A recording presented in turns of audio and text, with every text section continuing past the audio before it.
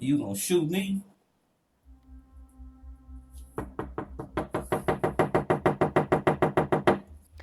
Bleeding and begging for help on a doorstep. A Ring camera caught this in East Downtown last week after a reported robbery.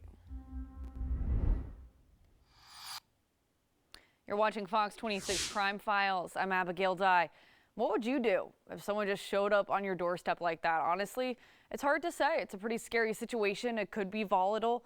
Well, this homeowner had to actually make that call. And usually in news, we cut into and out of the interview. We give you little bits and pieces. But here, I'm going to show you the whole thing. And you're only going to see it right here on Fox 26 Crime Files. It was last Tuesday around 4 in the morning that this man just stumbled upon your doorstep. Tell me what happened from your perspective. So I was asleep. So I woke up to the doorbell ringing and my husband yelling my name. My husband was downstairs working. He works kind of crazy hours because this like business is half in Italy. So he was up working and this guy stumbles into the doorway. We're freaked out. We have like a past history with like when we first moved in, there was a squatter living here. So we kind of freaked out. My husband called the police. I wrangled the dog into the pantry. And I checked the camera feed because we have like a Ring camera and a couple other cameras set up. And I noticed that the guy was definitely bleeding from his right leg. So we called an ambulance as well. He stumbled off after about like 2 minutes of being slumped at our door, and the police showed up like a minute later. He stumbled his way into the ambulance. I hope he's okay. Obviously there's like no way to like check and know if he's okay. But yeah, it was definitely spooky, not ideal timing for setting up the rest of your work week. But also just weird. Yeah. And during that 4-minute period, however long he was here on the doorstep, did you ever think about going out? Yeah. I mean, once we realized that he mostly needed like urgent medical attention, I was like, should I do something about this? But we also were like, did this guy just get stabbed? Did he get shot? Like, is the guy who just like obviously did this to him, is he still nearby? So we were freaked out. My husband was on the phone with the dispatcher the whole time. So we were like, okay, we're just kind of gonna let the police deal with this. I didn't know what like he could have on him, if he was like possibly like a threat to anybody. So we just kind of let the authorities handle it. And yeah, my husband was out here with the police after for a while. We know he like made it to the ambulance and stuff. So yeah.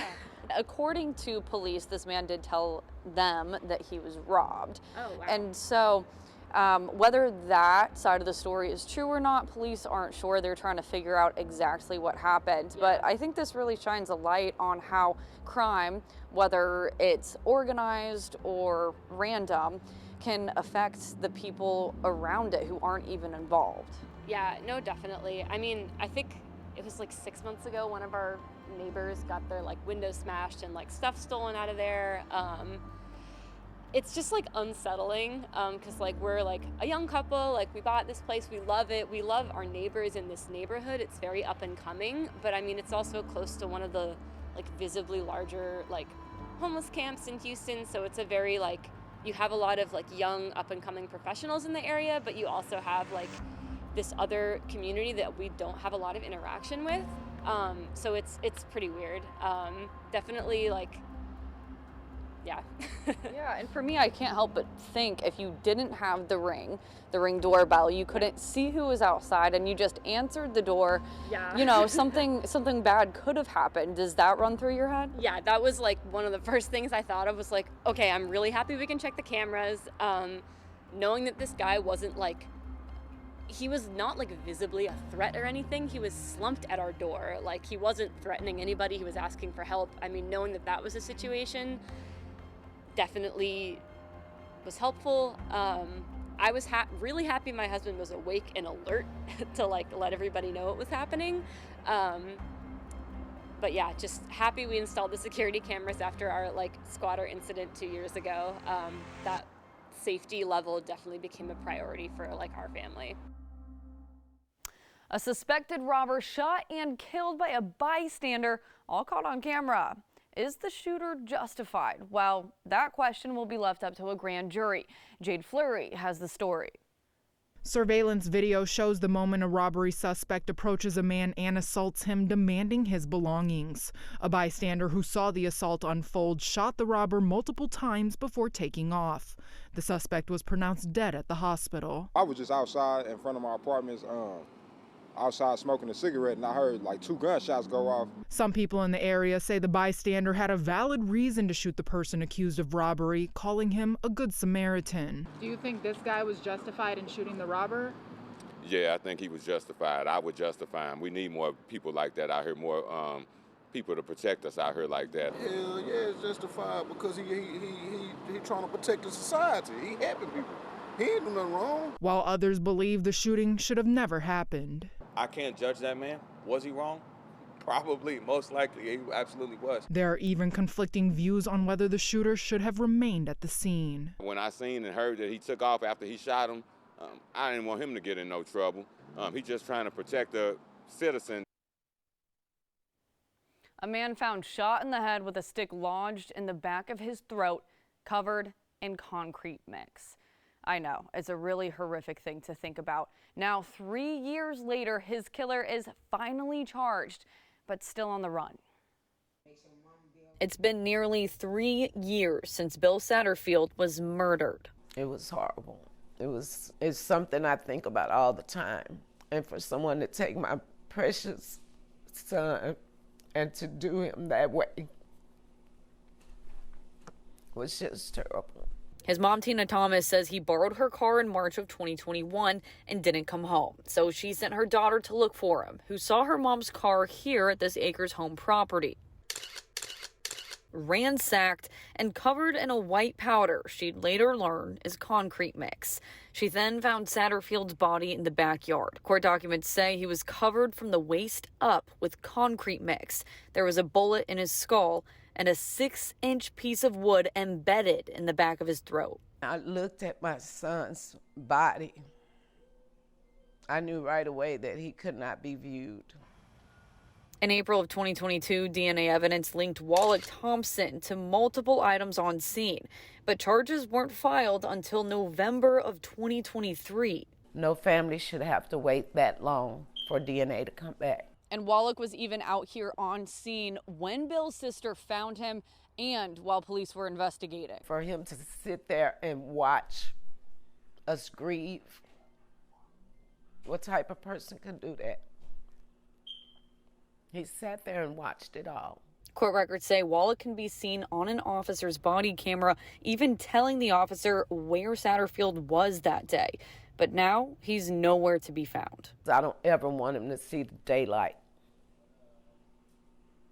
I want him to be in jail forever and ever and ever, if not.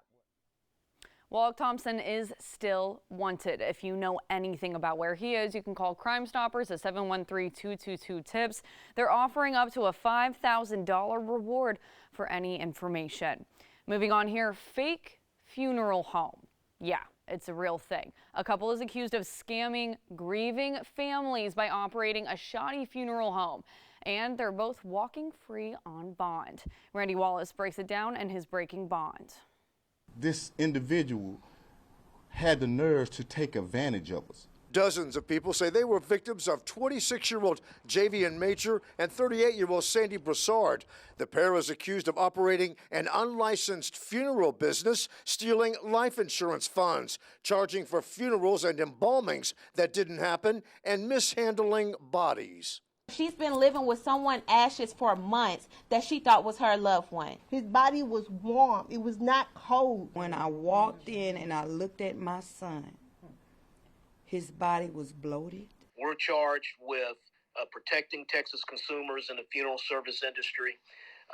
And these are very, very concerning allegations. Mr. Major, we had to go and physically find him. Major has a lengthy criminal history and a track record of skipping out on bond. Every time he was charged and out on bond, he forfeited his bond. Every single one. He had 7 bond forfeitures. Yet 262nd Criminal District Court Judge Lori Chambers Gray set Major's bond at just 10 grand. This is very concerning. He was in and out before you blinked. A guy like this should probably not have been let out of jail. Historically, I would say that for violent offenders, but this is just bad. It's just bad. Get this, Major's alleged accomplice, Sandy Broussard, got a PR bond or get-out-of-jail-free card from Magistrate Renette Franklin, even though she has 7 felony convictions and is on parole until the year 2040. It's sad. It's sad. And again, if I had all these victims that we have and involved in all these cases, they would be just as upset, just as hurt. How do you justify giving an 11-time convicted felon who's on parole until 2040 a PR bond? It's not known if the parole board plans to file a blue warrant against Broussard. She obviously violated her parole conditions by picking up new felony charges. Randy Wallace, Fox 26 News. Up next, video catches when a party gets out of hand. Multiple people jumping on a Houston police car, and police didn't waste any time making arrests. Sherman DeSalle has the story. A night out on the north side that went too far. Video of several young people climbing on top of a Houston police car at a large public event on Homestead Road Saturday is being shared online. An officer was responding to a disturbance call there. Somebody jumps up on the car, starts running back and forth across the top of the car, dancing. He gets out, tells me to get down. That individual takes off running. He approaches that individual. While he's doing that, more people jump on his car, start bashing his window. That officer called for backup. HPD announced that 20-year-old Adarius Gene Godfrey was arrested and charged with felony criminal mischief in this case. Charge documents state costly damage was caused to the vehicle. You're paying for that patrol car. That's city resources. Your tax dollars are going toward that police car. Residents from that area took to the city council calling for ordinances on large public unsanctioned events. They took over a major thoroughfare, impeding the flow of traffic, and what couldn't get through spilled over into our neighborhood. Council members and Mayor Whitmire responded with plans to work on the problem that's spilling over into more neighborhoods. Police Chief Troy Fenner commented on the incident in a Safe Streets press conference. Organizers need to be more responsible. Property owners need to be more responsible. And that particular individual, I won't call her name out. She knows who I'm talking to. We put her on notice before about having birthdays and causing all this havoc. We're going to see about sending her bill. Well, that's it for this week's Fox 26 Crime Files. I'm Abigail Dye. We'll see you next week.